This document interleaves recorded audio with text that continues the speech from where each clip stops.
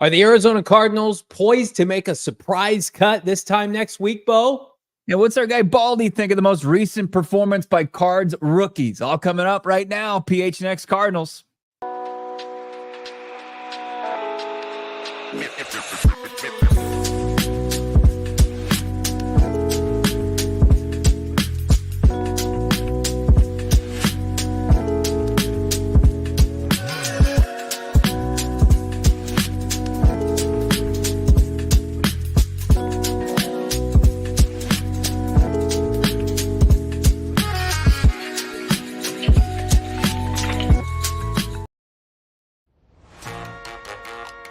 Hey, live from Studio K, presented by our friends at Circle K, the PHNX Cardinals podcast, your premier Arizona Cardinal podcast.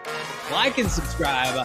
Leave us a 5-star. Show presented by our friends at Bet365. Download the Bet365 app today.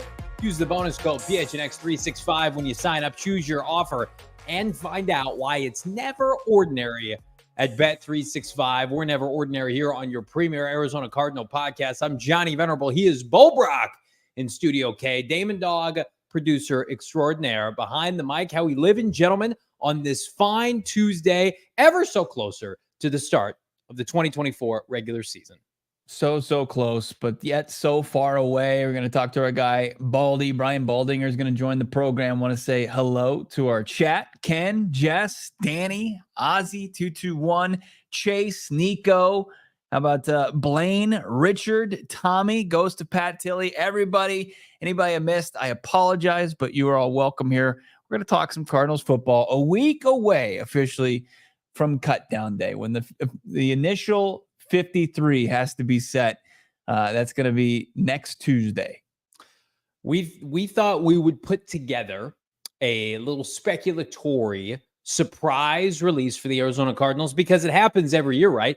Like this time last year, right after joint practices, I was trying to stay at a luxurious Airbnb spa-like place with my wife over the course of a 36-hour period. And then ping, ping, ping. Oh, Isaiah Simmons has been traded away for a ham sandwich. Oh, Joshua Dobbs is an Arizona Cardinal. Oh, Josh Jones is out of town. Remember that famous, what was it, a Friday, when the Monti Ossenfort and the Arizona Cardinals made 3 transactions that shook the Arizona Cardinal landscape to its core? I feel like, well, I don't expect 3 trades in one day. I feel like we could see something like that next week.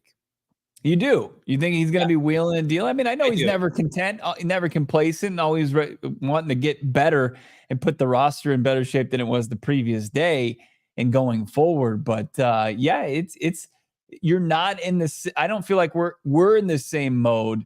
We're like, okay, who are they going to kind of show the exit to as much as we were last year? Because I think there was a lot of baggage left over from the previous regime, to where now they got a lot of their guys in place and they can want to kind of see where they can go from here. But you're right. I think that, if the opportunity presents itself, Monti Ossenfort won't hesitate to go take, some cast offs from the other teams, going from 90 to 53 to make himself better. And, the time between now and then is when teams are starting to shop those guys. Everybody liked this video. You guys have been crushing it, especially with the likes as of late. We really appreciate it. It helps circle this stream around the YouTube algorithm. We're shooting for 350 likes here on a Football Tuesday, and this is a special Tuesday because this time next week we will know the cut down to 53. We're pretty sure, right? It can happen on Monday, bleed into Tuesday a little bit. We anticipate some transactions. It's always dicey, Bo, for that segment about 3 to 5 guys at the bottom part of the roster. Yeah. They can't sleep easy because they might make the cut down and then waiver claims come into play, or there's a trade acquisition, or there's a free agent that the Cardinals may pursue. But with that being said, we put together a list of, and we're not rooting for this to happen, but a surprise or 2 or 4 cut downs that could happen this time next week that maybe we're preparing everybody for, or we're just having some fun in the process. Yeah. Mine is, I don't have a whole lot of conviction in mine too, not to, it doesn't mean, hey, tune out. But I think that there's certainly a possibility that these two players are cut from the roster to get to the 53. I think we're going to see, I think it's inevitable. I think we're going to see like Aaron Brewer get cut again to create roster space to navigate that. And then they'll bring him back because nobody's going to go and get a long snapper. We'll probably see that move again. It's going to be a tradition unlike any other, as long as Aaron Brewer is this team's long snapper going forward. But my two picks, and we'll get them to them here shortly. I think are guys that were brought in by Monti Ossenfort and Jonathan Gannon, have a lot of respect from those two guys and their teammates alike and other coaches, and very easily could be on the roster at this time next week. Maybe I'm just bracing myself to say, hey, I'm not that clueless, but I think that there's a chance that with some preseason performances that these guys could be some tough luck cuts.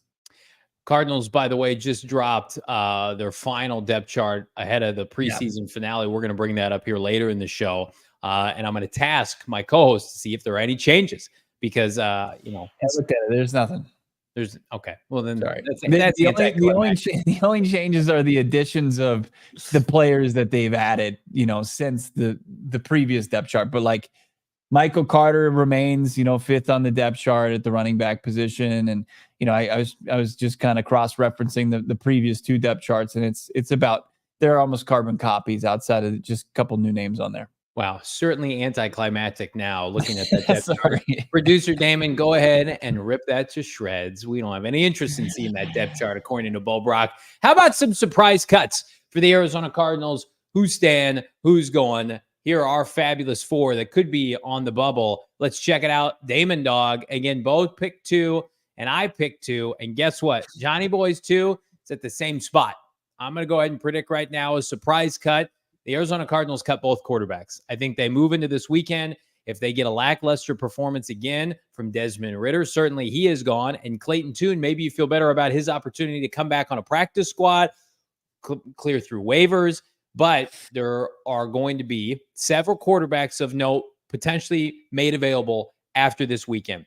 Would the Arizona Cardinals, like last year, opt to remake their QB room on the fly? I mean, this is a group of coaches, executives, people handling personnel that traded for Joshua Dobbs and then simultaneously cut Colt McCoy before everybody gets out their pitchforks and says, no way they could do this. This was the only show this time last year that said Dobbs is going to start. Check the tape for everybody else in this media market that said, no, Colt McCoy is going to play in week 1 and Dobbs doesn't have enough time. BS. They made a brass move last year when they had to. I'm not saying I'm rooting for this. I like Clayton Tune. I hope he sticks around, but it would not surprise me if they're just like, you know what, guys, we need a veteran. We need help at other positions. We can't carry 3 quarterbacks. Clayton Tune, you'll be up and down at emergency QB. But I think regardless, Desmond Ridder's time with this team ends a week from today. The Tune thing would be surprising to me. Just to make way for, I know that you'll see a lot of quarterbacks find their way to waivers and cuts next week, but you'd have to think that the person that would back up Kyler Murray would have to have some sort of experience in the system, and like who out there exists with that insight. And I think that Clayton Tune, like, he hasn't played poorly.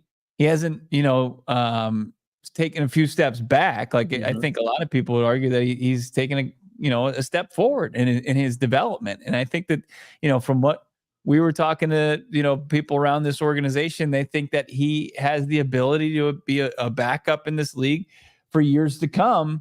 It would be kind of strange, like that.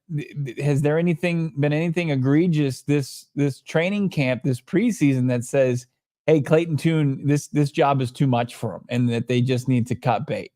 Well, hear me out.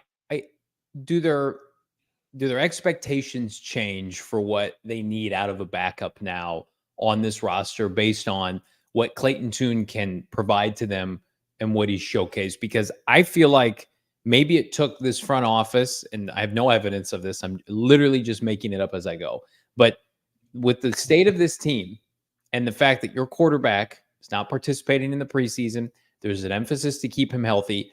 Like, I understood why they traded for Desmond Ridder. While it's blown up in their face collectively, it has not worked out.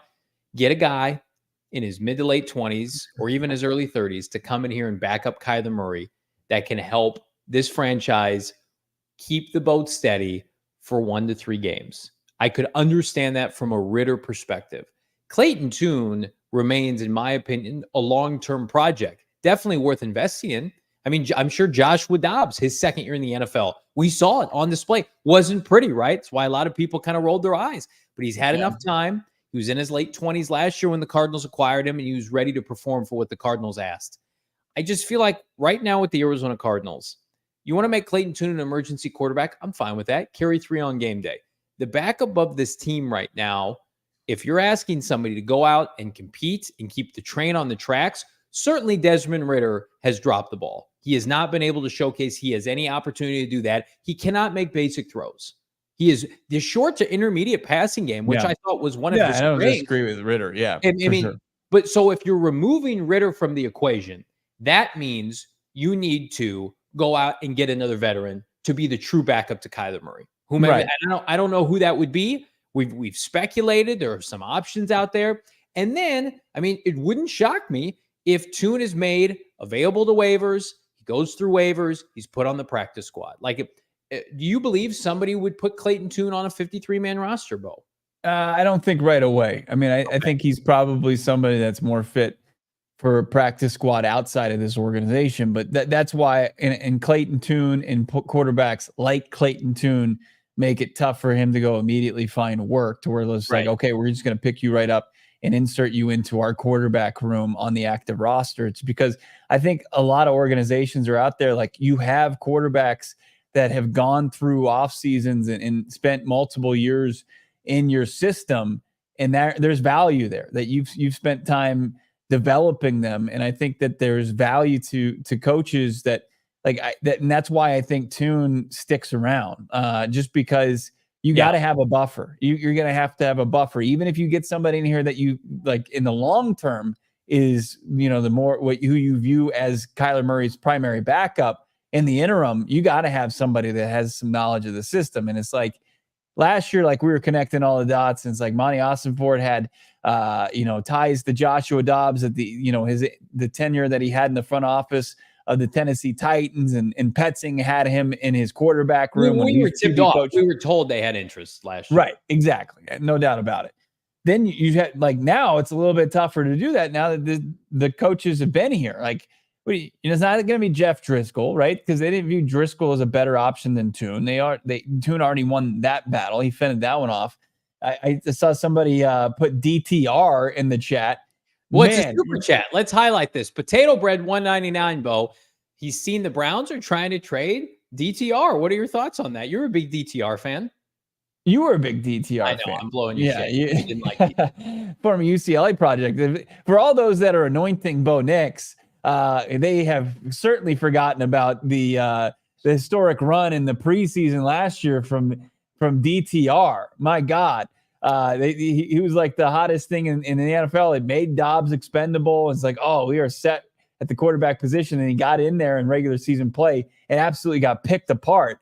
But give the guy a break. 2 years ago at the Combine, he had the same podium time with like Anthony Richardson and CJ Stroud, and nobody was talking with him. And we went over there. Give him a break. Yeah, and he wanted to be an Arizona Cardinal. He said, I'd love to play with Kyler Murray. So I was rooting for DTR. And then he was lighting it up in the preseason. I'm a fan of DTR. And then in the regular season, he throws 4 picks and sacked 6 times. What did Clayton Tune do? What did Clayton Tune do against No, I know that. But here's the difference, though. And to my point, like, there's knowledge of the system for Clayton Tune. Right. Clayton Tune was picked at 1 selection ahead of DTR in the 2023 draft. It's like they might if they view DTR as maybe a solution down the line, they might roster him, but they're not going to just cut both Ridder and Tune and then just start fresh to start the season, because you're one play away. You're one play away in the opener against the Bills to somebody having to pull off what Joshua Dobbs did in Minnesota. I mean, not so, dramatic. I mean, they'll get, a week and a half worth of work, but that's tough. We'd have DTR and DTD on the team. That'd be pretty cool. That's nice. Merv saying DTR, stay away from my team. I like DTR. Here's where we were robbed of like DTR during this time of the year, because that's when it's fun to have a DTR. Yeah. I haven't had much fun watching this offense and the quarterback play this preseason. And the crescendo of that takes place Sunday in Denver, which we will cover. Rudy saying announce Yannick Ngakoue to the Cardinals. I wish I could, brother. I've tried to manifest it into reality. It hasn't happened yet. Let's get to your two cuts, because like, again, if they cut Tune, I would definitely be open and see a pathway for him to return. But like, if let's say they both perform below expectations Sunday, and the Cardinals are just like this, you know what? We feel like we can do better. Let's get a couple of vets in the house. We'll try to get Tune on the back end. Ritter is gone regardless. Like, I don't think it's the craziest thing in the world to suggest that they both. These are surprise cuts. Right. Let's say that again. Is that hate surprises? These aren't cuts that were like, I think that these are going to happen. Like that's not what we're doing. I'm not the guy quote tweeting you saying, you know what? I've heard the same thing. You know what? That is what I've been hearing. That's going to happen right there. And it's just like, oh shit, Mr. Right. I'm going to, well, actually you on Twitter. Right. It's like when you look at the Arizona Cardinals roster, like when we see, I'm not coming to you here on a Tuesday, the week before final cut down and saying, hey, I think Elijah Wilkinson's job security might be, it's in a tough spot. Like, I don't think he's going to make, like, you guys would be like, source on that, bro. Yeah. Somebody would say they would respond with no shit. So we're trying to give you something a little bit more like where if our jaws are dropped on the floor, like, oh my God, they did this. But I also don't think it's out of the realm of possibility. Like, people are pushing back on Keitrell Clark. Like, Keitrell Clark fell out of grace with this team, you know, in the middle of the season last year. He did work his way back into it and playing a high volume of snaps. But then you look at the numbers crunch that is the defensive backs room. Like, they love Keitrell Clark. Keitrell Clark forced a fumble on Saturday. But like, we've seen guys make plays in the preseason before, and that's not the all, you know, be all say all. I mean, I think you know, Keitrell Clark, like, where does he fit in? Because I'm looking at how many special team snaps he played, and it wasn't a whole lot. So, like, where's his value coming? If he's not going to see the field, if he's going to be like a true depth piece, then, you know, I think that this team might, you know, go with a player that's more versatile and can play, you know, a couple different areas like teams for the Arizona Cardinals and can shift into the defensive secondary.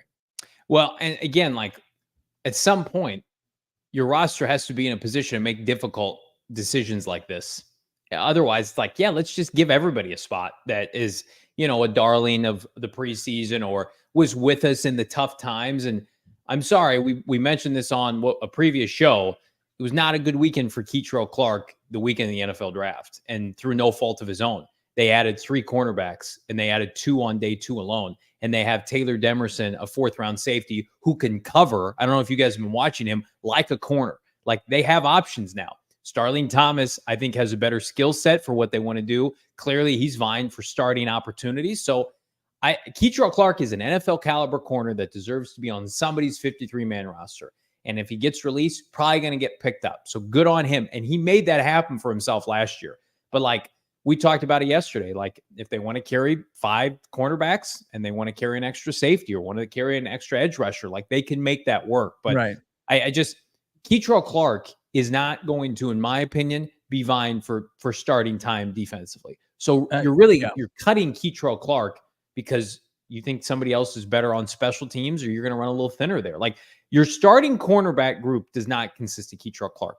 It is Sean Murphy-Bunting, Garrett Williams, Max Melton eventually, Starling Thomas, who has really helped himself. And then you've got multiple safeties now. Elijah Jones in that. Elijah Jones, who, again, he's going to be grandfathered in. Welcome, young man. After being you were a top 100 pick, you're on the roster. That's how it works. It's just how it goes. Yeah. And it doesn't, like, in this hypothetical situation, it doesn't end Clark's, you know, his tenure with the franchise. I'm sure if he were to slide through waivers, they would absolutely put him on the practice squad. He's a guy that comes in, high intensity guy, has done everything that's been asked of him and then some from this organization. I'm just looking at, you know, now you start to look at where guys were drafted, but because they were drafted by this regime, you know, where the free agent dollars went, where the snaps are going, where the PT is going. And, you know, like, that's where I'm trying to, like, figure out, okay, I'm not going to give you guys who are, on the bottom of the roster that are playing a ton of snaps in the preseason, and just like, or Wilkinson, who's just had a brutal start to his preseason, and that's on the heels of a rough 2023 season. Like, these are guys that, that it really would be eye-opening if they were, sent packing. And, that I also think goes into my next guy, Amari Dermicado. It's just like the numbers crunch. And, I saw somebody put it in the chat, and I completely agree with them. And we've been saying this on the show where, Michael Carter needs to make this team. And if Michael Carter doesn't make this team, he's gone. Like, he's not going to sneak through the waivers. Like, the Dallas Cowboys would pick him up yesterday if they could.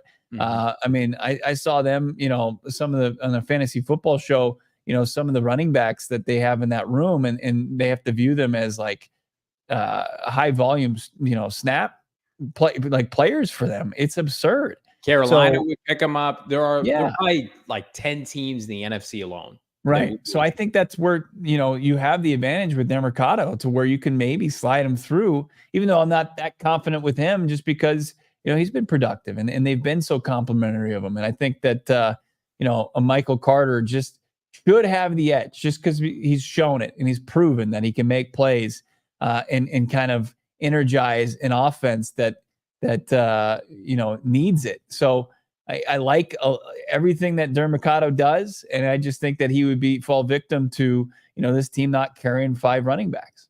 Yeah, let's look at the graphic one more time, if we could, Damon, Dawg, to recap here. We're going with the both QBs, or at least I am. And then again, like, I think Michael Carter should make DeMercado or maybe DJ Dallas expendable. I think DJ Dallas helped himself, though, against the Colts, where he looked a little bit better as a return man.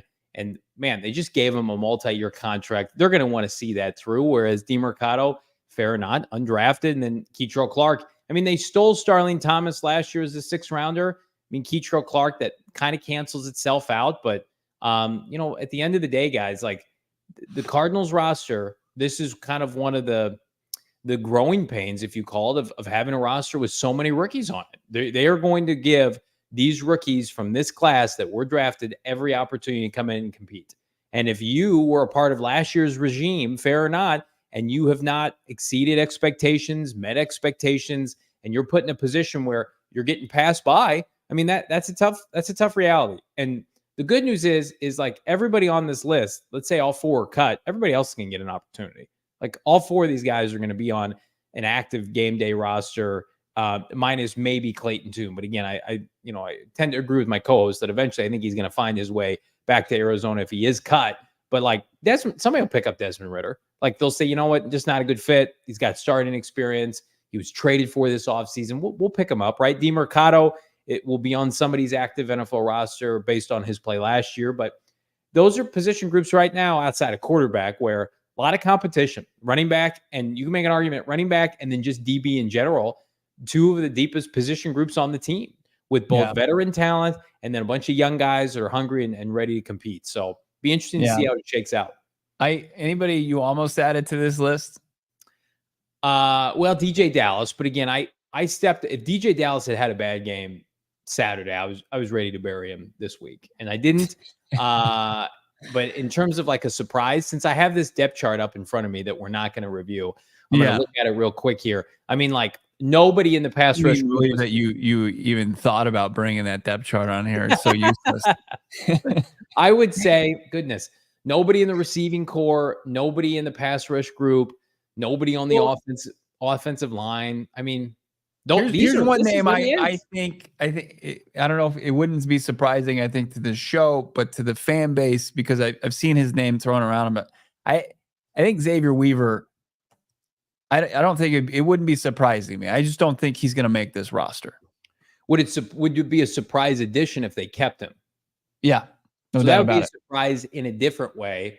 Like, listen, I don't have to talk myself into it. Like, I see, like, dynamic in the return game. He's made plays in the passing game, but as far as the role that they need filled at the back end of this wide receiver room, like, you've got your playmakers. But like Zach Pascal going out there and being their best run blocking wide receiver holds value that I think would take precedent over a guy like Xavier Weaver, who, who projects as probably a bigger playmaker in the passing game. It's a routine that I do every year. I talk about Dennis Gardeck being on the bubble. That's not going to happen this year for obvious reasons. Like, if you didn't play Saturday, you were safe. So you should just start with all the people who didn't participate in the preseason game and move them off to the side. So who's left over from that group? Like, would it shock you, even with the other two tackles looking underwhelming, if Kelvin Beachum was cut? Would that shock you? Would that be a huge surprise? Mm-hmm. Is there 0% chance that happens? Yeah. Based on, Wilkinson and Christian Jones have not looked great. And I thought Beachum had an opportunity maybe to be beat out. That's over. He's your swing tackle. He's your safety net for both Paris Johnson Jr. and Jonah Williams, and good for him. Yeah. Yeah, but good for Beach. Outside of that, Pascal would be a somewhat a surprise based on his relationship with JG, multiple years left on his contract, great locker room guy. But here's what I will say. That receiving core is just completely remade with youth and athleticism, and they would be doubling down on that to keep a guy like Weaver, because again, like Zay Jones, Michael Wilson, Greg Dortch, Chris Moore, in my opinion, are safe. So if you're going to keep a fifth, it's Pascal versus Chesnia versus Xavier Weaver. Mm-hmm. Oh, did you drop your guy Dan in there? Yeah, Chesnia. They have his pronunciation on the depth chart here. Chesnia. No, that ain't it. I've been hammering it. I'm gonna miss these debates, or just outright saying his name incorrectly on purpose. I've been saying a lot of names wrong according to this pronunciation. Why don't you just it's my man Dan? There he is. Dan the man. Dan the man. Can we go up to him and say that? Hey, Dan. Dan. I'm uncomfortable. Let's get to the super chat here. Oh, speaking of uncomfortable, how about the super chat from Josh? $1.99, friend of the program. I wish I could shine Monty's beautiful bald head. You know what? Interesting take. Maybe if, he promised to go get a pass rusher of note, I, do the same. Give it, get the rag out and shine it up. No, that's not. Remember we used to wear bald caps on this show? Remember when we were just a content making show? We used to wear tank tops and bald caps. If you watched this time last year, and it was electric. Fun story, when I was moving from my previous location to this new one, my wife found that and she's like, "Are you keeping these?" And I'm like, "Yes." And then she proceeded to throw it away for me. So she threw your bald cap away? Oh yeah, it's gone. I don't have it anymore. That's I'm sorry. Did you take an offense to that? Did you know that I purchased that for the gang? No, I bought my own bald cap. Both you and Damon lost yours. Someone stole mine. I bought mine. You didn't buy me anything. Come on now. All right. So we're fired up, and we're going to get to Brian Baldinger. He's fired up about this rookie class. But first, let me tell you about our friends at Bet365. Never ordinary. And again, we broke down the line ahead of this Sunday. The Arizona Cardinals, a 4-point dog against the Denver Broncos. And I don't know what to do. I do know if I do anything, I'm going to do it with our friends at Bet365. I guess I'm taking the Cardinals +4 because, again, Zach Wilson was horrifically bad, no matter what the national media says last week for the Broncos. Their backup upon backups aren't great. Vance Joseph revenge game, throw that out the window. But again, dabble with our friends at Bet365, never ordinary. The bonus code, use it now, PHNX 365, 90 million users worldwide. We're talking 780,000 events each year. NFL, of course, NBA, NHL, Major League Baseball. We got postseason baseball right around the corner. The Snakes, we hope, will be participating. I'm going to be dabbling on all the in-game live betting across the widest range of markets and games available for live in-game betting through, how about this, 78 different sports. Let's get it. Get it right now. It's PHNX 365 is the bonus code. Bet and get an offer and place a bet of $5 or more. Get you $150 in bonus bets. All you got to do, newly created account, boop, put in $10, place $5 in a bet, get $150 in bonus bets. Or if you're like, you know what? I like the Arizona Cardinals. I like them big week 1. I think they're going to beat the Buffalo Bills. What did we decide on that line yesterday? 290. Cards money line against the Bills. How about this? We can give you a little safety net here with our friends at Bet365. Place your offer, a bet up to $1,000. If your qualifying bet loses, if the Cardinals do take the L, you're going to receive a matched refund and bonus bets up to $1,000 if it doesn't hit. If it hits, you're great. Get your payout early, frankly, with our friends at Bet365. Right now, download the app today. Use the bonus code PHNX365 when you sign up. It's never ordinary. Must be 21 years and older. Physically located here in the great state of Arizona. If you or someone you know has a gambling problem, make sure that they call or you want help. 1-800-NEXT-STEP. Text NEXT STEP to 53342 or visit problemgambling.az.gov, Bo, for more information.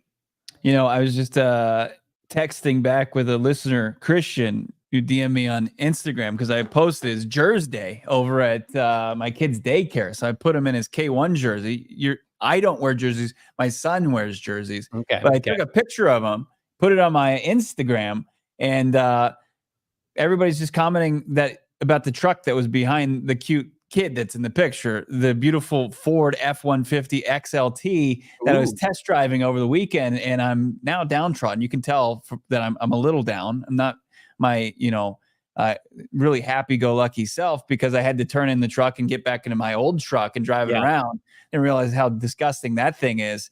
But I can't wait to maybe go and negotiate, get myself a brand new Ford F-150 XLT. It was unbelievable. The space that you have in that truck, Johnny, you can't find it anywhere else. Like I put my kid's car seat back there and just flip the seat up, and the kid could do gymnastics if he wanted to back there. There was so much room. Plus, I had my luggage from Indy when I picked it up. Just flip the seat up on the other side, put my luggage down there, no problem. Of course, you got the whole truck bed. You could put anything back there. And then, of course, like the huge touchscreen, which is unreal. You could watch Cardinals game on that, no problem, not have any issues. I love the Ford F-150. Right now, they got several in stock at Sanderson Ford. And Sanderson Ford, of course, the 65-acre facility. It's the largest Ford dealership in the nation. Take advantage of 0% financing for 36 months, no payments for 90 days on the Ford F-150, the Escape, the Edge, the Explorer, and Expedition. And they've got their summer sales event continuing, teaming up with the boys this summer. The Snakes, they're so hot. The Playoff Payoff Sale continues. Purchase a lease, new Ford, and get 4 tickets for you and your family to see the Diamondbacks push for the playoffs. Get 0% for 36 months OAC from Ford Credit. See dealer for details. Baldy right around the corner. But first, I want to compliment my co-hosts on the biggest, baddest tee that you can get here in the Valley or beyond. It's the MHJ tee, which, of course, is part of the number 18 collection, which is, of course, available right now. PHNXlocker.com. Become a diehard. Pick up a free hat and or shirt. Emphasis on shirt. Emphasis on the number 18 collection. Of course, Maserati. Marv, little math, T, 1 + 18 = 6. Coming soon to State Farm Stadium. And then, of course, MHJ, front and center. You can't cop a number 18 jersey yet. I saw our guy, Cardinals Update on Twitter earlier today saying, anybody buying kind of bootleg versions of number 18 jersey, kind of do it yourself. I respect that. I respect that hustle as we await that sweet, sweet jersey drop. But in the meantime, keep it real right here with the number 18 collection. Get it now, PHNXlocker.com. Season game in the books for the Arizona Cardinals, and what do we see from the young Redbirds? We bring in our expert, our NFL analyst for All-City. How about Brian Baldinger? Baldy joins us. Baldy, how's it going, my man? Can the NFL regular season get here quick enough? I'm okay. I'm okay with the You're right. preseason. I like looking at these young guys and looking at schemes and new coaches, and I kind of enjoyed. Listen, I'm yearning for September 5th. In Kansas City, but I don't mind this process right now. I was one of those guys that needed playing time in preseason to make a team, and so I'm looking at guys that are developing from week 1 to week 2, getting more reps, looking at the things that they do well versus things that they have to get better at. So I don't mind the whole evaluation process right now. Quickly off the top, Baldy, the Cardinals had 2 first-round picks this year, and they played in the first preseason game, and then the Cardinals opted to say, you know what, Marvin Harrison Jr., Darius Robinson, you don't need to go out there and compete on Saturday night with a lot of your drafty peers. And the rationale that was given was they were doing a joint practice with the Colts during the week where there were a lot of quote-unquote game reps. Like, we know Marv gets all the headlines. We've talked to you about Darius before, but specifically with the 27th overall pick, like, Darius Robinson very much feels like he's ahead of schedule for this team right now. I mean, to hold him back in a preseason game suggests, in my opinion, like this guy's going to be a starter. This guy they have big expectations for. I mean, is he going to put himself in a position to have kind of a sneaky, maybe defensive rookie of the year kind of season? Typically, that doesn't happen from the position that he's playing. So I'd kind of hedge against that right now. I'm not knocking Darius, but he's going to be inside playing the run on a lot of downs. He's not going to be out there on the edge the way some of these guys are, where you might be able to do that, but he still might be able to get some numbers. Look, it's a philosophy right now around the league. Andy Reid, Kansas City's playing those guys. Houston, he's playing his guys. The Saints played their starters deep into the second quarter the other day. Green Bay, you didn't see a starter. The Rams, you didn't see a starter. The Eagles, you're not seeing starters outside of a couple defensive linemen. The Jets haven't played any starters. It's just a philosophy right now. And look, a lot of these teams, like the Cardinals, they're getting a lot of work in scrimmages. The Jets have scrimmaged against every opponent this preseason. They scrimmaged the Redskins or the Commanders the first week. They scrimmaged the Carolina Panthers. They're scrimmaging the Giants tomorrow. Like some of these teams feel like they're getting their work in, whether it's technique work, fundamentals, reps, conditioning. A lot of teams feel like they're getting that work in against these other teams right now during the week. The biggest question on the defensive side of the football, Darius Robinson's side, is the pass rush, the guys coming off the edge. And you had highlighted somebody in XT, Xavier Thomas, the 5th rounder out of Clemson. What did you see in his follow-up performance from the New Orleans preseason opener to the Colts game on Saturday? Well, I saw a good takeoff. I think Cam Thomas probably stole his, beat him to the punch a couple of times. He played very well. He was working over the guard. Xavier's working outside. And so, he was just beating the guard. So he was getting there first. But I thought they were lighting things up pretty good. You didn't see many blitzes. You saw a lot of 4-man rushes and, just working on their one-on-ones. And so, the thing that is encouraging about Xavier is just his takeoff. He gets off the ball really well. He's in a 2-point stance. Now it's a question of, okay, studying your opponent. How quickly is your tackles getting off? Like, can you time the snap without being off sides? Now you got to start working on some of the really, small detailed techniques that can give you an advantage when you get to the regular season. I think you can make an argument, Baldy, after the first 2 picks that just happen to be first rounders. Taylor Demerson, the 4th rounder, might be the most impressive rookie the Arizona Cardinals have. And they had double-digit rookies for the 2nd consecutive year and a lot of good young prospects. But, I mean, when you see a player of this caliber flash on tape, like it's only a matter of time before he's in the starting lineup, whether it's this year or next year. Do you agree with that? Yeah. I mean, he's going to get playing time. He had 10 interceptions at Texas Tech. They don't happen by accident. You can't buy those on eBay. You got to go find those interceptions. You got to have some ball. Typically, guys with ball skills, it travels. It goes from high school to college to the pro. I mean, it kind of travels with you. I think this kid it's just a question of, at his size, can he keep hitting like that? We ask that about Buda Baker every year.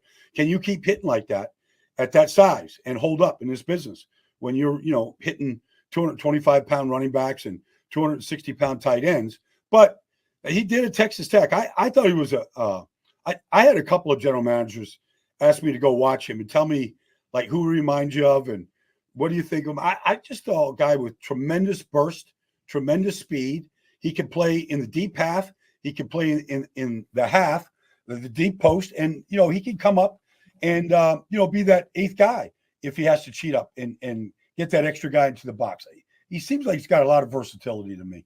You mentioned Cameron Thomas, and he did stand out, and he was shut out last year as far as sacks, his first year in the system, and I talked to him earlier this week, and the continuity finally getting it in his career. I mean, he had Vance Joseph year 1 coming out of San Diego State as a 3rd rounder, and then a new system last year.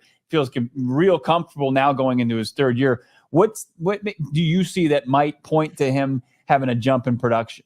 Well, he was really working the cross chop on the left guard from Indianapolis the other day, so he's clearly working on his moves, and they have him rushing on the inside, which might be a good spot for him.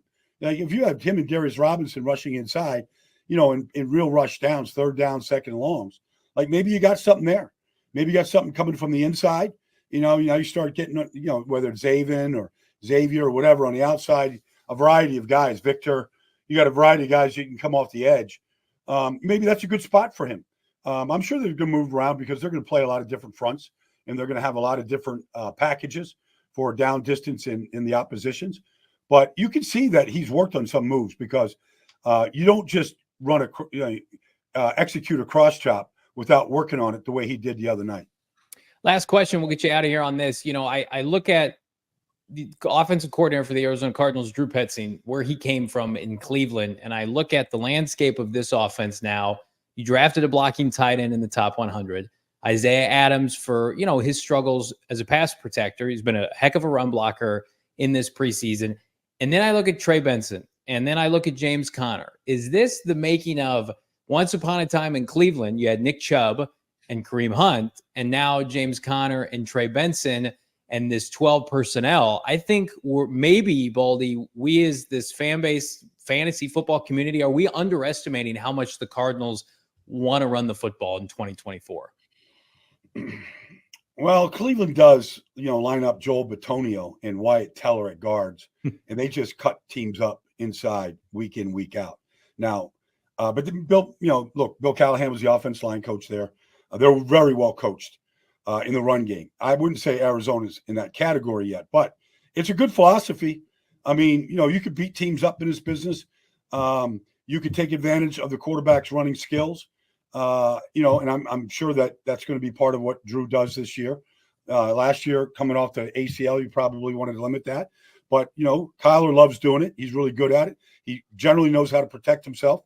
So anytime you're trying to defend all 11 and you've got two bruising backs and you've got the assemblage of good blocking tight ends, that's not a bad way to try to win football games, just pounding the line of scrimmage and getting some play action off of it and some of those kind of things that those type of teams like to do. You can see him across the All-City network, breaking down all the great teams on All-City with the MVR, talking some Bo Nix, PHLY, CHGO, and of course your PHNX Cardinals, our guy Baldy. Check him out well on NFL Network. Always great to catch up and get the insight, Baldy. All right, guys. I'll talk to you next week, man. Enjoy it. Great stuff from our guy, Brian Baldinger, of course, All-City NFL analyst. And, I wanted to ask him, Bo, about a potential trade that the Arizona Cardinals could consider, as a former first-round pick of the Las Vegas Raiders continues to fall out of favor. But before we get to that, I want to talk to you about our friend, one of my dear friends, Coach Starks at CoachStarkHomes. Chris Stark is the president of CoachStarkHomes with West USA Realty. And I'm going to tell you right now, if you're in the market for a home, whether you're here in Tucson, Maricopa, Buckeye, East Valley, West Valley, downtown Phoenix, he's your guy. He helped me find the home of my dreams, and he can help you. He's been a high school basketball coach and an educator here for over 20 years before he's in real estate, and now 12 years as a varsity head basketball coach. He's got relationships that trump all else. And again, best in the West 3 years in a row, 2020, 2021, and 2022. And the best part, he's an avid listener of PHNX Cardinals. We love Coach Starks. And again, I put my stamp of approval on everything we talk about on this show, as does my co-host, because we believe in our partners. There's been no one partner that's helped me more personally than Coach Starks, helping us find our house. And this is the best time to get a hold of him. He will drive at no shortage, Buckeye to the East Valley, for you to help find your home of your dreams. If you're in the market for a new home with interest rates the lowest they've been since 2023, 2023, now is the time. If you're thinking about buying your first home or upgrading what you currently have, do not hesitate. Now is the time. If you're on the fence, you're thinking about, do I need to have my affairs in order? I want to dip my toe in.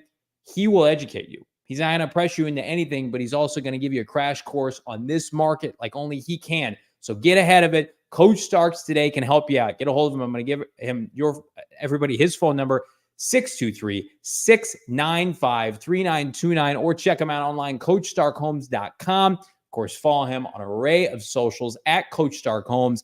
If you call Chris and tell him you heard about him through a little podcast called PHNX Cardinals, he's going to donate $1,200 of his commission to your closing costs. No questions asked, because he's predicting, get this, friends, Cards win 12 games this year.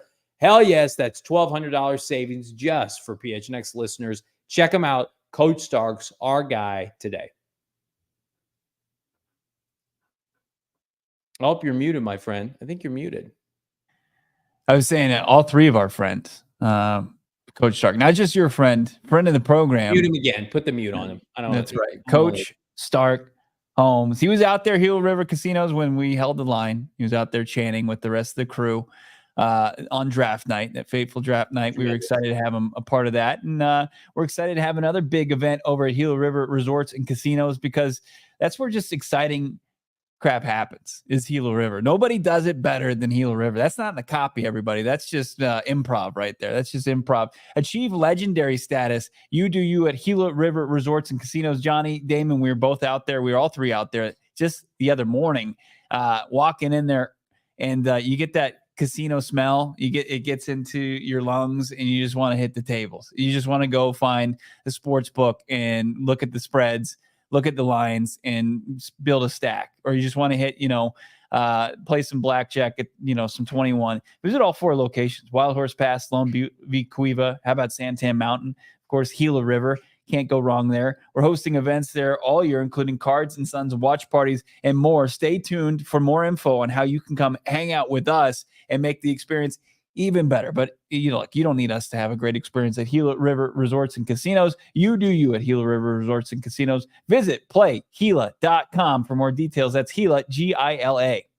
Once upon a time, this little podcast was at the NFL Combine and having a couple cold pops after hours. And the shadow of a man approached us at a drinking spot. And his name was Eric Burkhart. And he just so happens to be the agent for one Kyler Murray. And we were talking shop, and it's great to hear from EB. He's a good guy. But the point of emphasis he attempted to make with this little podcast back in 2023 in lowly February was the Arizona Cardinals really liked Tyree Wilson. So much so that they could take him within the top 5. Now, that mortified us at the time because we were very much of Will Anderson Jr. or eventually Paris Johnson Jr. Tyree Wilson was not our cup of tea for a couple different reasons.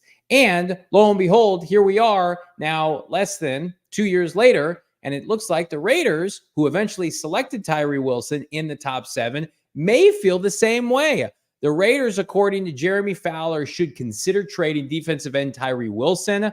According to Jeremy Fowler of ESPN, Wilson, the 7th pick of the 2023 draft, has struggled to live up to expectations. Trading him now could allow the Raiders to acquire proven talent or additional draft capital. And again, this is echoed by everybody within the Raiders camp.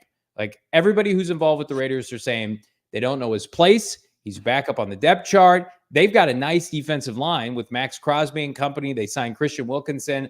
Like they don't need defensive line help. And then you've got a guy who I would assume is not a great scheme fit for what they want to do. So again, new regime. He was drafted by the old one. You got a different head coach now with Antonio Pierce. Like I think, again, I'm not saying that the Cardinals should go out and pursue Tyree Wilson.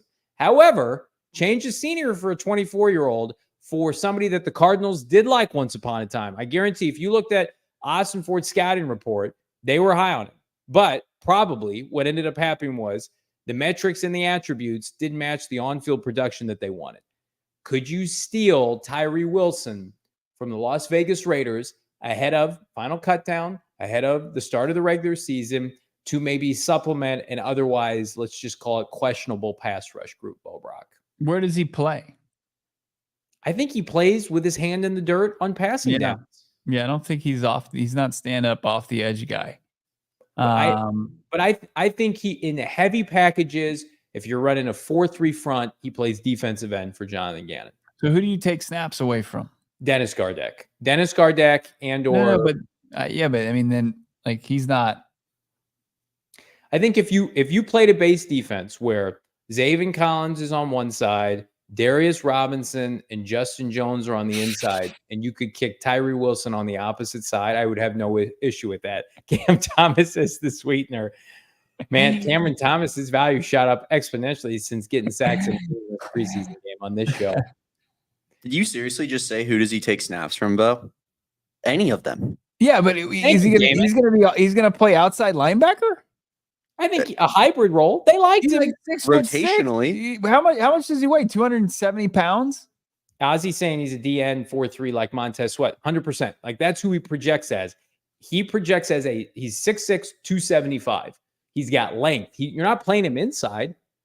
Like on passing downs to get length at the quarterback, you put him opposite the tackle on their outside You very shoulder. rarely see like a 4-3 look from this team. Oh, you see it fine. No, It happens. Maybe they don't have the personnel to show it as much as they would like. Is Gardeck and Zaven Collins putting their hand in the dirt? I think they're usually like I just don't know if it's a fit either for what they're doing. Like, and I think that they've got a guy in Darius Robinson that's going to play this role.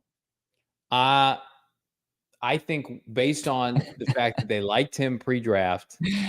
That's a good way to put it, Big Bird. 6 is starting to look looking like a 10. Yeah, I mean, look, when you're in desperation mode. I feel like because Nick Rallis was in play, Jonathan Gannon was in play at the time, and certainly Monti Ossenfort, that there would be a scheme fit for him. I like, you can't convince me, like Damon said, with this group that is underwhelming 3 weeks before the start of the regular season, 2.5 weeks, that he couldn't come and be a chess piece for Gannon. I mean, he had 3.5 sacks last year for a bad Raiders team. He's 24. He's on a rookie contract, not making no money, but nothing of note. Like, I would be disappointed if he became available and the Cardinals didn't call. I would be disappointed. What would you be willing to give up? Probably I'd give up a 4th round pick next year for a guy that was drafted top 10.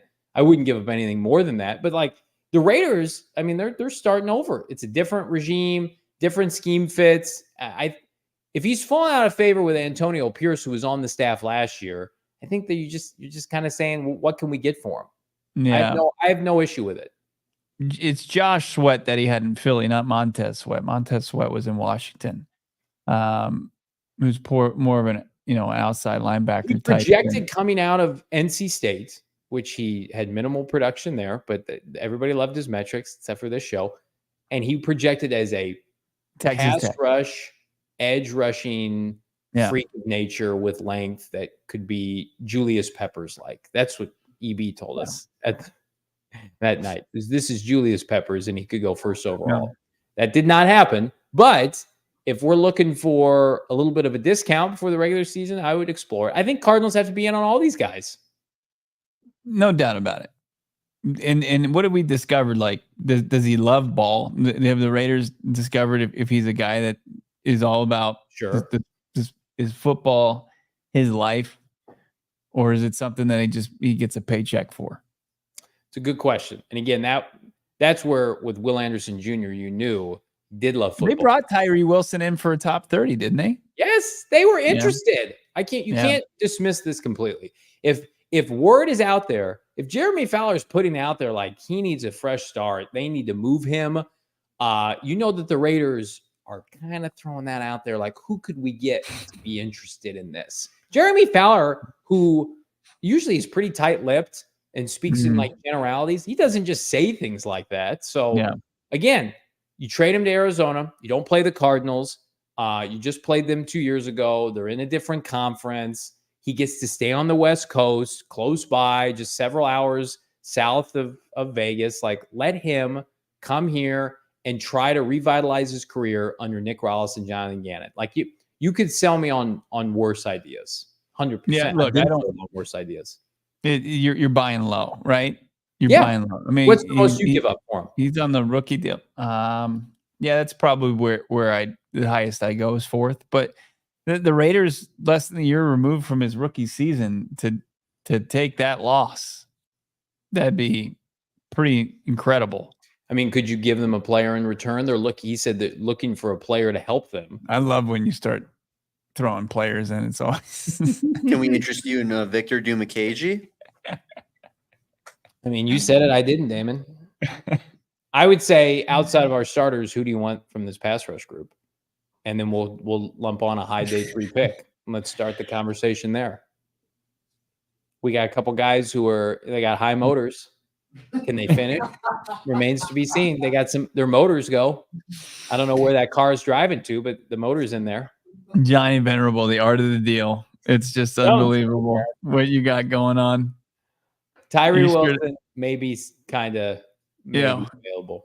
Yeah, we got a guy, a versatile tackle / guard Elijah Wilkinson. Ever heard of him? He's been in the league a while. Positional value. Ever heard of it? It's like that scene from I can't even think of the name of the movie. But they were. I'm going to butcher this now. What's that movie with Ben Affleck? We're in the late 70s, and he goes overseas to save those people. Argo. Argo, and it's that scene where they're like, "This is your best bad idea." Yep, we've only got best bad ideas now. That's what trading for a pass rusher has become. They're all bad ideas. What's the best bad idea? Hassan Reddick, Tyree Wilson off the scrap heap. Yannick Ngakoue can't get a job. He's tweeting out today cryptic messages. Like that's where we're at 2.5 weeks before the season. Yeah. Times are tough in that at that position group for the Cardinals. Wait, because I'm not even convinced that Tyree Wilson, like when he comes to the Cardinals, he would be, his position group would be defensive line. Well, then we have a problem because again, he's not going to be with the outside linebackers. You're not going to put him in coverage. My God. Zaven Collins doesn't cover though. Yes, he does. Not as much as you would think. He's probably one of their better outside linebacker covers. No, what? Zaven Collins in coverage like an are you talking about an off-ball linebacker or outside linebacker? Oh, okay. I'm sorry. I misheard what you said. Yeah. So for the viewers listening at home, they have off-ball linebackers, which are Kazir White and Mack Wilson. But where it gets confusing is Mack Wilson may also play outside linebacker. And then they have outside linebackers, and they have D ends, and then they have D tackles.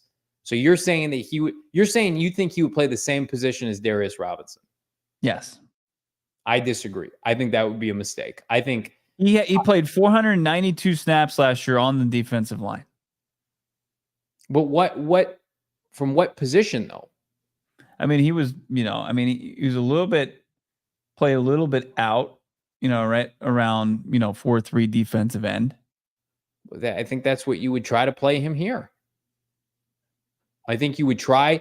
I mean, of all his snaps last year, according to PFF, he rushed the passer twice as much as he played the run, just about.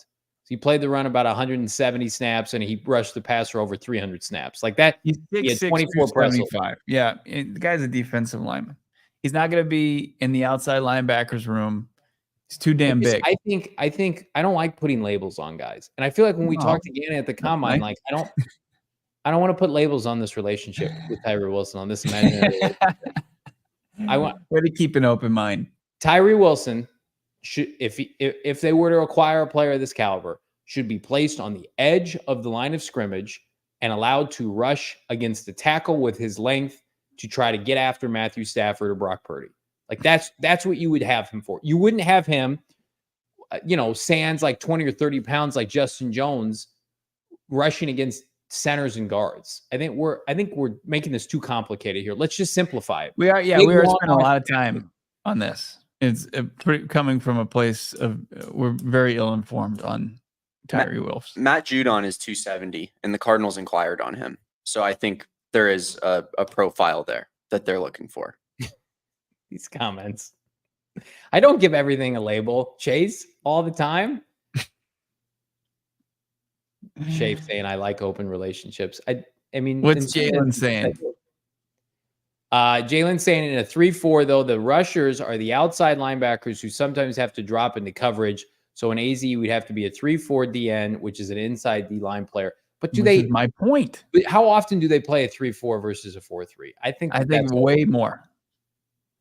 So okay, you'll see 2 to 3 defensive linemen. You very, very, very rarely see like 4 traditional defensive linemen. When he was in Philadelphia, who was the D end opposite Hassan Reddick? The other defensive end. Josh Sweat. Is Josh Sweat like covering people in the flat and covering tight ends and stuff? I think we're making this too complicated. I think there's a world where 3 D linemen can have their hand in the dirt and one guy can be a stand-up rusher. You don't? Yeah, I've seen that look before. Well, I think that's where it fits. Okay. So where do you put Darius Robinson inside? Yes, and he played inside the first preseason game.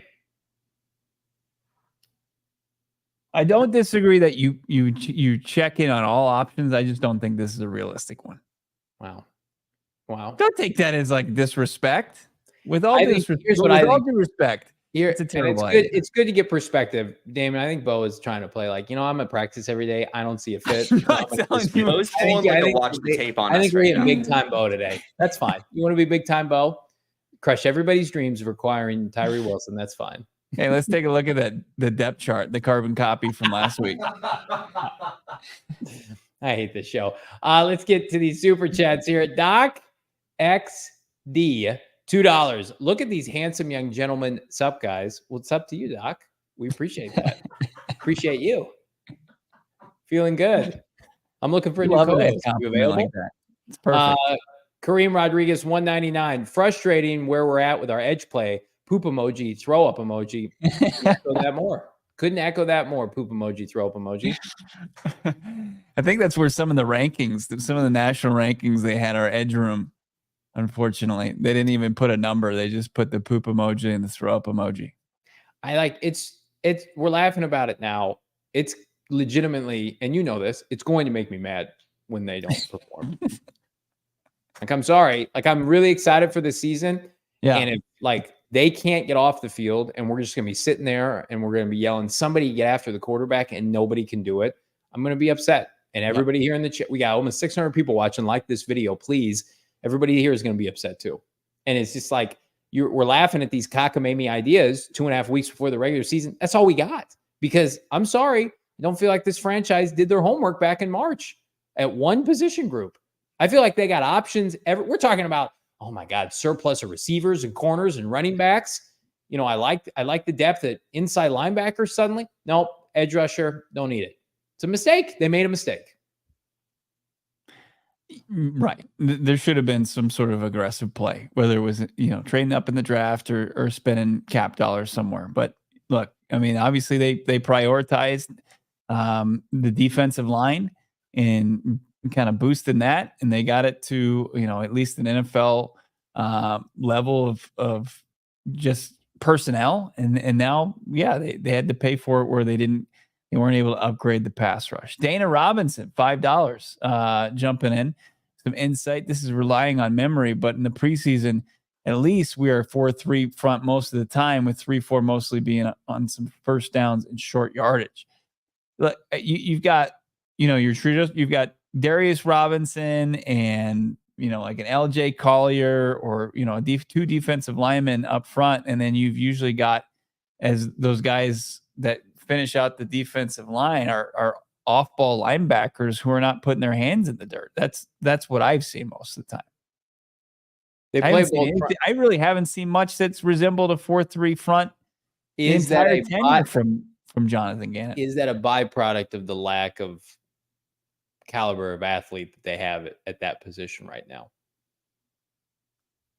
No, I mean, I think when you look at Philly, that's kind of what they did. So you're telling me if this team had Myles Garrett, they'd be like, hey, Myles, our outside linebacker. No, I mean, he could play. I think he would play the outside linebacker spot for this team. Hey, Myles, we'd like for you to Johnny. Could you also cover here? I'm pretty sure that's exactly what Bo's saying. Yes, this is like some Vance Joseph bullshit. Why are you like you're trying to carve out a role for a guy who did not he's already worn out his welcome in less than a season. You are trading for him for one thing, not to cover anybody. We got like 10 safeties on this roster now. Hell yeah. I don't care about coverage. I care about one thing. Who can make these quarterbacks that they face, this gauntlet of Pro Bowlers within the first 8 weeks, uncomfortable?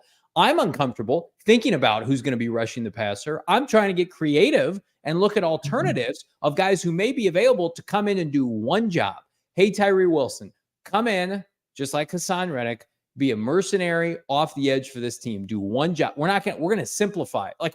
I think Jonathan Gannon and Nick Ross, to a lesser extent, tutelage defensively, they are so sound. If you can't watch Xavier Thomas and Taylor Demerson and know, hey, that's coming from those two guys, I'm so fired up. So they ought to be able to bring in a guy with a unique skill set who can rush a little bit from the edge and say, just come, we're going to ask you to do one thing. We're going to scheme you up. You're telling me you wouldn't rather watch Tyree Wilson do what Victor Dimukeje couldn't do on Saturday night against a third stringer, whiff after whiff after whiff. I mean, that's all I'm saying here. I'm not saying, well, we got to get a cornerstone piece that's got, they have to do everything well. I'm looking for one skill set. The Cardinal fans are looking for one thing that nobody on this roster can do consistently right now. Yeah, I just don't think he's a scheme fit. And I apologize to most of the viewers out there. Like, I feel like we're all coming out of this segment a little bit dumber as far as our football IQ goes. What is that supposed to mean? With all due respect, I should have prefaced it with that. I don't think he's a scheme fit. You know what? I don't. I'm not interested in it. You know, where is he playing? What position group is he gonna be with? I don't think. What position group does he practice with? Marvin Harrison Jr. is not a scheme fit for what we want to do. Tip Ryman's a scheme fit, but Tyree Wilson's not a scheme fit. Is that what we're doing? Thanks for all your hard work. Your complete buy-in.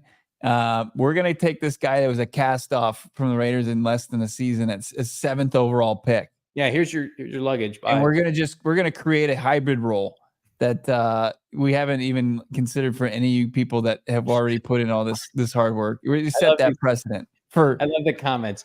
Go away, Bo. Stop, Bo. And then there's hold strong, Bo. Bo is killing it. So that's what we want here. We got 600 live. Like this video, with all due respect. This pass rush group. Anybody gonna hold the line for Tyree Wilson? This is gonna put me in any new edge rusher. I mean, at this you'll go to war for him. All right. Here's what I don't want, and like I'm being 100% sincere. And this pass rush group, you're gonna get it. When this pass rush group lays an egg this year, and we got to put your mug on a post game show, you're going to be public enemy number one. You enabled this. You're talking about scheme fit here 2.5 weeks out. You would rather have guys who are scheme fits that are lesser athletes? Come on now. Johnny's over here like, oh man, I was watching the Diamondbacks game. Josh Bell's a big dude. Let's get him and play him at edge. He's huge. You see that guy? He was in college. I think he can hang. It's better than what we got right now. It took a little bit of searching, but I'm looking here at Colts Cardinals highlights, and I'm looking at a formation where Jesse Luketa has his hand in the dirt as the edge rusher on a first down. You're telling me Tyree Wilson, he can't fit that role. Damon's doing his homework. This pass rush drama is. I like this, Jack. I think Jack makes might as well just give him a try. Let's get Tip out there on the edge. Can you imagine? Look at his RAS score. Better positional value for where they draft him, of course. 6'5", 270. You know he can cover. Just switch numbers and then just go out there like no one noticed. Hey, who's number 93 today? He looks good. He was playing tight end yesterday. PR Mac $2 super chat. Edge Osaye or Asaye, I can't pronounce it, on his way out of Cincy. Trade bait. Cincy doesn't do much of anything with roster manipulation this close to the season. They won't pay Jamar Chase. Then they've got Hendrickson, who they won't pay. Like I don't know. I feel like if you're going to go knocking on the door of a trade with that franchise, you're probably going to get a door slammed in your face. Talking about Joseph Asai. Gotcha. Why would they I don't know why they would get rid of him. But look, I mean, I'm looking at his stats. They're pretty mid. You're knocking on doors. You're calling up everybody you can. You're trying to figure out a way to supplement this pass rush. No doubt about it. Can I ask you a question? All right. We'll do these next two. Then I want to ask you a very sincere question. Okay. That the people want to know. Kareem Rodriguez, 199, getting the bucket of tears ready for these seasons. This team has the makings of a playoff team. We've asked people publicly, privately, they've got the goods. They need one thing. All right. You want to get this last super chat, or do you want to ask me your sincere question? No, because I want to ask you. I'm gonna clip it. Doc XE, $2. Give Ritter a few Big Macs. Throw him back there. I love that we're just asking pro athletes. Can you just casually change positions? Right. It's taken Zaven Collins legitimately 18 months. We're gonna be in Miami for our PHNX road trip that you all need to check out because the True Fan Travels make it easy for you to fly and go check the Cardinals game out against the Dolphins. And there's going to be Cards alumni there. God forbid, like Eric Swan shows up. Johnny's going to try to sign him onto the roster. Eric, you got your helmet? Eric, you're 51 years old. Your knees are cream corn. Can you still line up and if get Eric after the Swan's quarterback? there, I will have him do a 3-point stance in the parking lot, and we will do some content as it relates to that. 100%. All right, here's my question for you. Okay. Between now and the end of next week, so we're going to fast forward to a week. Let's just say a week from Friday. Will the Cardinals make a move at edge rusher of note, of some kind, in your opinion, Bo Brock? So you get a 10-day prediction head start. Are the Cardinals making a move to help their edge rush group? Of note, it can't be Joe Blow from the USFL, respectfully. Because I think the latter is what you're going to get. I think that they're not going to move forward with the status quo, but they're going to add to that room and tweak it a little bit with a new name. But yeah, it is going to be relative to the NFL, Joe Blow. It could be wrong. Okay. It's fun. Fun time on this show. You couldn't jazz that up a little bit? Opinion on it. I want to hear your sincere answer on that. They checked on Hassan Reddick. We have that source. We know that. Mm-hmm. They checked on Judon per National People. They worked out Carl Lawson, which I would have been fine with. And I was like, yeah, this tracks. And then I had a bunch of actuallys from this media market saying he's not any good. And then guess what? Dallas gave him a nice incentive contract. Dallas, who, by the way, went to the playoffs. They also traded for Jordan Phillips. They just make moves for names. I don't agree with you want to say, hey, Dallas, like that is the blueprint right there. That's the organization. But I think Carl Lawson was better than what they had as a rotational piece in terms of their backups. I didn't have a good workout. Dallas signed, like, I don't think we can sit here with Dallas and their defense last year. I know they got carved up in the postseason and act like the Cardinals are superior defensively to Dallas. And Dallas is adding Carl Lawson as a part of their edge rushing group that already has their two starters are unequivocally the Cardinals' best edge rushers if they brought him here. I don't think we can just say like, oh yeah, we're above what Dallas is doing. No, we can't say that. Nah. So I'm just putting that out there. So they vetted a couple options that I think would appease Cardinal fans, certainly would have appeased me. They have not crossed the finish line with any of it. They are signing players to get sign somebody I've heard of. That's all you guys want. No, that's the only thing that's going to appease you guys. Don't belittle this podcast like that. They are signing guys right now to get them through this preseason game on Sunday. That's what's happening. So I would say ignore all these signings. Good luck to those young men. I hope they achieve promising results Sunday, and then they get contracts and future practice squads, whatever. These players are signing this week are not making the final 53. Yeah. So again, it's got to become, I would be surprised if a move happened before cutdowns. And I think that a move could happen during cutdowns because if they're getting wind that a player is maybe subjected to waivers that they would want, they could deal a late pick for that player. That happens all the time. Or they put a waiver claim out there. So I will put out hope and say that they're going to make a move. Jalen Blair saying you might as well familiarize yourself with the top edge rushers on Dane Brugler's top 50 college players tomorrow. LOL. We kind of do. We got our guy Trev Sikkema joining us tomorrow. Going to give us a little insight as far as some top prospects going into college football season and what he's seeing from the Cardinals rookie class this year. So getting into it. So tomorrow we are going to kind of get up to speed on the top edge rushers in next year's class. And then Kareem, he's saying for 199, thank you. Put Josh Bell at edge. F it, right, Damon? Hell yeah, brother. I love this chat today. This is the kind of chaos we need. I got another name real quick before we get out of here. I don't think we've talked about him on this show yet. Randy Gregory. Yeah, I don't know, man. Didn't report to Bucks training camp. Not a good dude. Not a good dude. No, not at all. Warriors welcome out in Dallas. Stephen A. Smith said couldn't stay off the weed. And then he goes to Denver. And then did Gregory go to? Did he go to Miami after that, or Tampa? Just Tampa. Cowboys, Bay? Broncos, Niners, Bucks. Niners. He's never been good. There's the thing about I don't think he's ever had 7 or 8 sacks in a season. Maybe. I know he hasn't had double-digit sack season, so 6 not twice. a good guy. That's one here. That's one that I would say, no, thank you. No, thank you, Randy. Okay. Hey, excuse me, Randy. No, thanks. That's what I would say. But I don't agree with the fact that we're above signing Carl Lawson when Dallas is signing him. It's like he hasn't been good in 4 years. There's some organizations Playoff that team just I'll see signed them sign a player and kick the tires on it, and I'm just like, okay, have at it. Where's this comment? The Cardinals didn't like his workout. But you're like, fine. it would just make me feel I would sleep better at night because of it. All right. I need to find this comment here. Because it supports my narrative. Somebody was saying that. Here we go. We're going to have to. Maharo, 3, friend of the program. Yeah. I agree with Johnny. Josh Allen's going to make Gardeck look like Victor from the last game. And again, that's not Gardeck's fault. He shouldn't be put in a position with that. And maybe it's not realistic to get legitimate help for Josh Allen.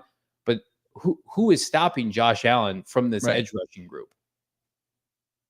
This line is still 6.5. Tyree Wilson and his 3.5 sacks coming to the rescue. Everybody in this chat would rather have Tyree Wilson chasing after him than Dennis Gardeck. You're a lot. I will put you on a lie detector test, Brock. You would rather have him chasing him. No, you are crazy. Not that Dennis Gardeck. If you're going to go down, if you're going to tell me like a Dumacage or something, then sure. But no. There has to be a sense of urgency to win games early this year. And the thing that's going to hold them back right now is the position group that I won't shut up about. Yeah. It's going to break this podcast apart. It already is. It won't, because when the games start, then I'll either be doing one of two things. I'll eat all the crow and this team will be winning and it'll be great. Or I'll get coronated as this team is getting shellacked on the edge. And we'll talk about how everyone, including Bo, made horrific judgment errors this offseason. That's fine. I've been in your corner since the moment this started. Johnny. Damon, you know Bo clearly. And I think Bo, here's what the problem with Bo right now is he's a little bit too close to the staff and what they're doing. And now Damon and I can look at it from an outsider's perspective of, well, hang on a second. Let's put the fanboy pom-poms away and just let's be real for a second. You want to have a cup of coffee with JG and Nick Rallis? We're going to be sitting here breaking down the real tape. Here's a dose of reality, That's what Damon and I are brought in to do. Jack Smith, I agree with this. Bo is the issue.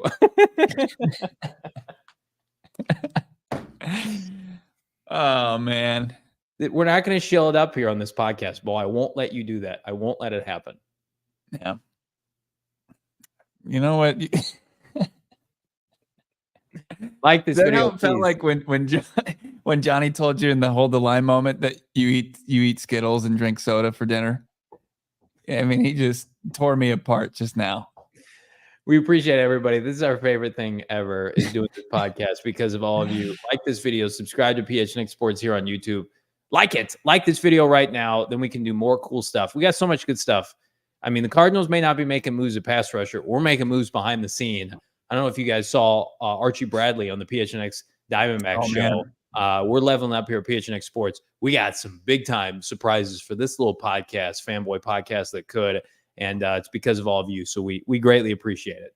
Yeah, we're going to try to ease back, though, because we don't want to get too much closer to the situation that kind of clouds up your own judgment. You know, you guys got to stay objective. Be able to just break down the tape and call it how it is, you know? We call it how it is. We got a defensive lineman. You're just going to throw him out there, outside linebacker. Little inside baseball. We had a couple hours to kill the other day. And, I was like, Bo, you want come to my house? I live close by. He's like, I'm going to go to the facility. I'm like, well, Gannon doesn't talk for another 2.5 hours. He's like, I'm going to go. I'm going. I'm like, okay, man. See you later. It wasn't like a quick jaunt down the street. Hey, would you like to go maybe 45 minutes round trip, hang out at my house? You were like, I'm going to go buddy up with the pass rushers. I'm going to start fighting with this group even more. Hey, Dennis, I'll be at the facility early today if you want to get a hang in. Yeah, he's got plans with Gardeck and Dumacage. Like this video. We're back on a Football Wednesday. Thanks to Baldy, Bo, Brock, Damon, Dawg. I'm Johnny. See you then. We all silly like the mayor.